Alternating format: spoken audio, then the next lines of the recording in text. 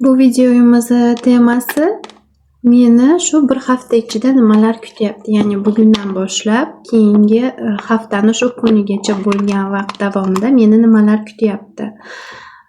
Bu videoni qachon va qaysi oyda, qaysi yilda ochishingizdan qat'iy nazar siz ko'rayotgan vaqtga amal qiladi.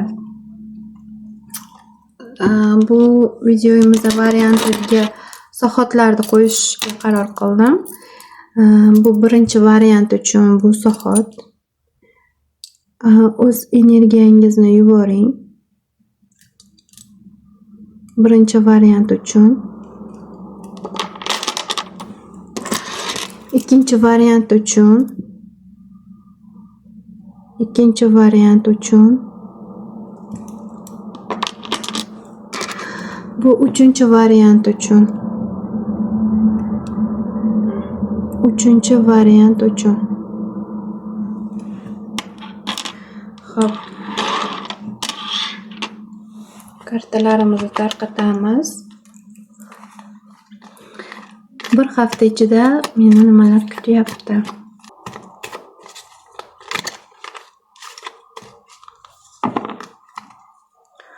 Bir hafta ichida meni nimalar kutyapti?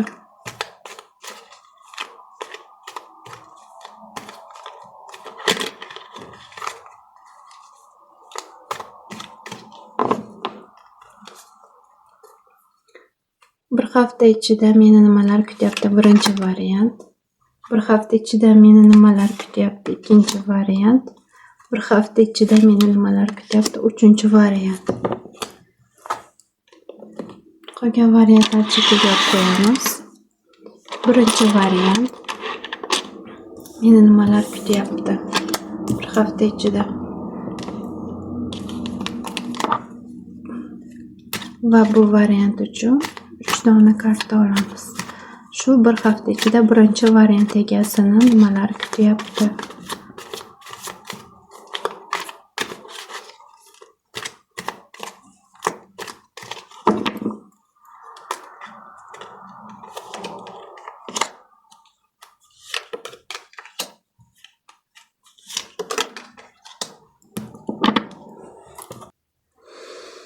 Birinchi variant uchun hafta quvonchli uchrashuvlar, do'stlar bilan bayram bilan boshlanadi. Ijtimoiy faol bo'lasiz, do'stlar bilan yaxshi vaqt o'tkazasiz yoki kutilmagan yoqimli voqealar sodir bo'lishi mumkin. Keyinroq esa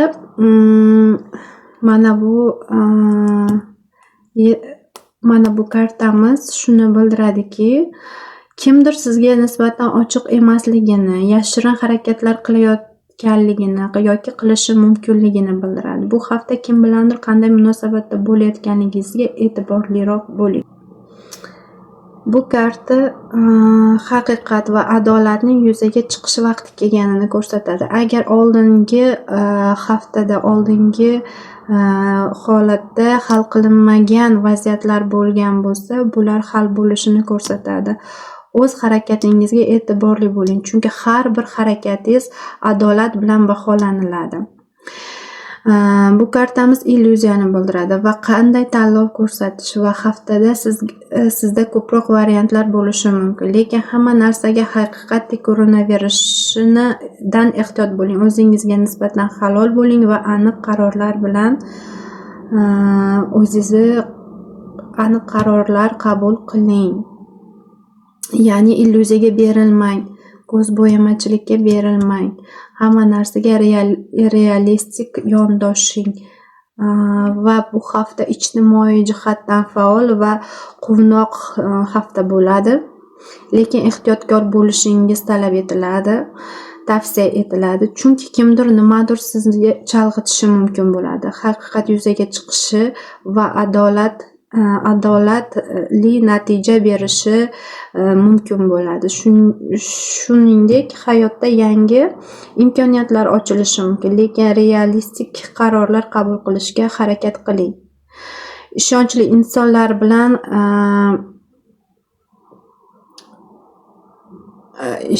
insonlar bilan muloqot qilishga harakat qiling. firib yoki yolg'onga tushib qolishdan ehtiyot bo'ling bu hafta. qaror qabul qilishda illyuziyalarga berilmang, aniq ko'rinishga harakat qiling, adolatli bo'ling, chunki bu hafta har bitta harakatingiz natija beradi. Do'stlar bilan vaqt o'tkazishda zavqlaning, lekin qaysi munosabatlar haqiqiy va qaysinisi vaqtinchalik ekanligini tushunishga harakat qiling. Balans va ong qarorlarini qabul qilish muhim hisoblanadi. Ushbu haftada to'g'ri va foydali bo'lishi sizni qo'lingizda. Qanaqa karta chiqqanidan qat'iy nazar hammasi o'zingizning qo'lingizda bo'ladi. Birinchi variant mana shunday yakunlandi. Ularni olib qo'yamiz. Ikkinchi variant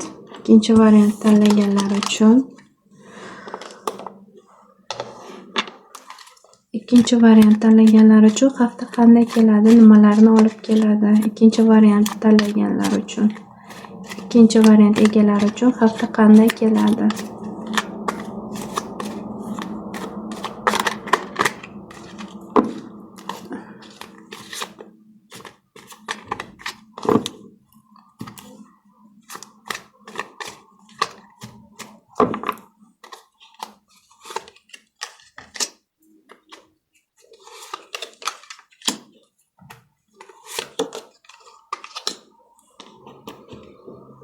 Ikkinchi variant uchun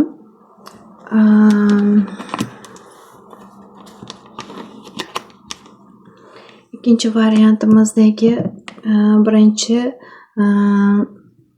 boshlovchi kartamiz shuni bildiradiki, bu hafta sizni o'zingizga ko'p mas'uliyat olishingiz yoki bosim ostida bo'lishingiz mumkin. Juda ko'p vazifalarni, majburiyatlarni zimmangizga olishingiz mumkin yoki charchash hissini his qilishingiz mumkin. Agar sizda o'zingizdan haddan tashqari charchayotganligingizni his qilsangiz, sizni biroz kamaytirish va yordam so'rash xalal bermaydi. O'tmish bilan bog'liq voqealar yuzaga chiqishi mumkin. Eski do'stlar yoki tanishlaringiz bilan uchrashuv yoki bolalik yoki yoshlik davriga oid xotiralar esga tushish ehtimoli bor.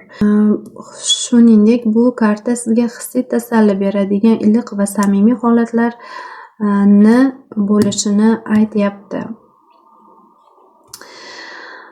Bu kartamiz esa ruhiy holatingiz biroz befarqli yoki norozilik holatlari uchrashi mumkin ruhiy holatingizda.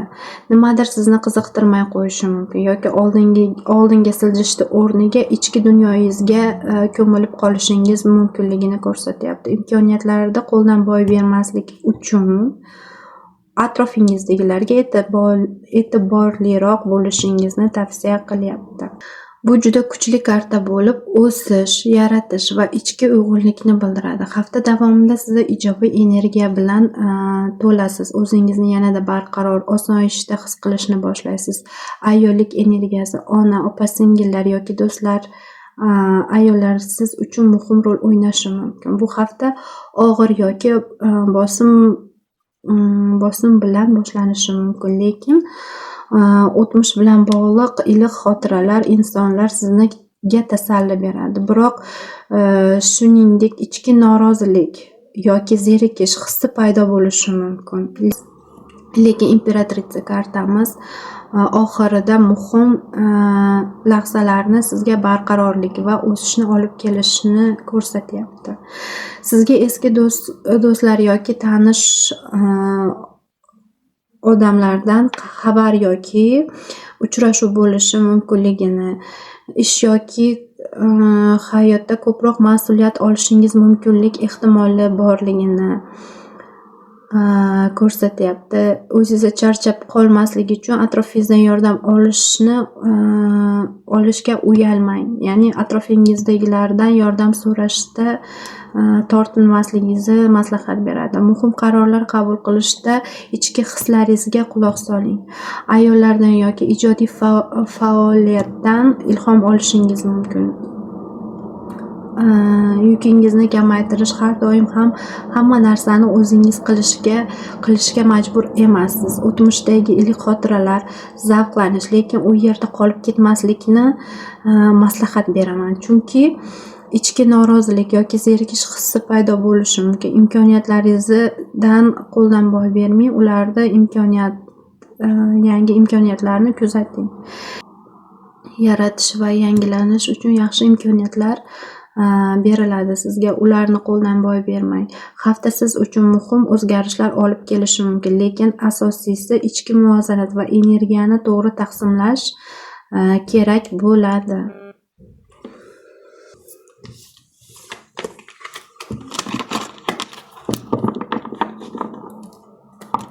Ikkinchi variantimiz. Bu uchinchi variantimiz. Braslet.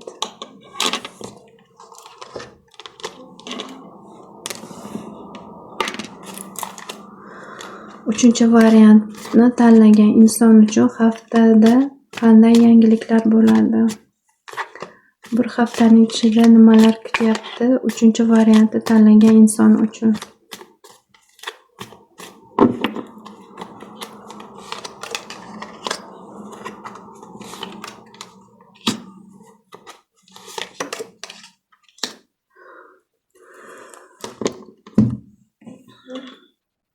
Uchinchi kartamiz uchun esa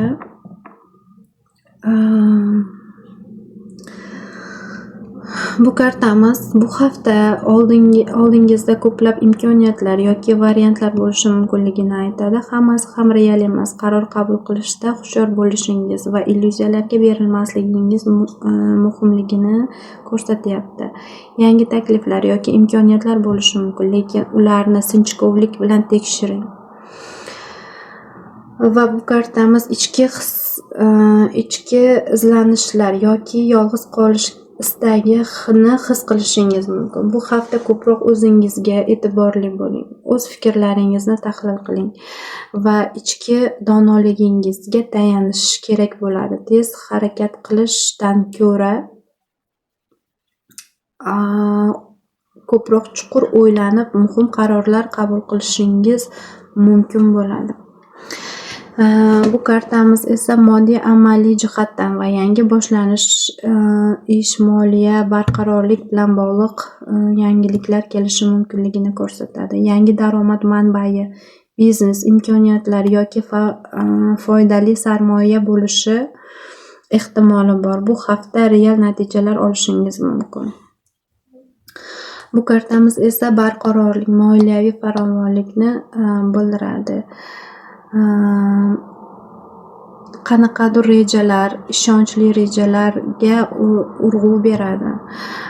Bu hafta sizga yordam beradigan, hayotingizda barqarorlik va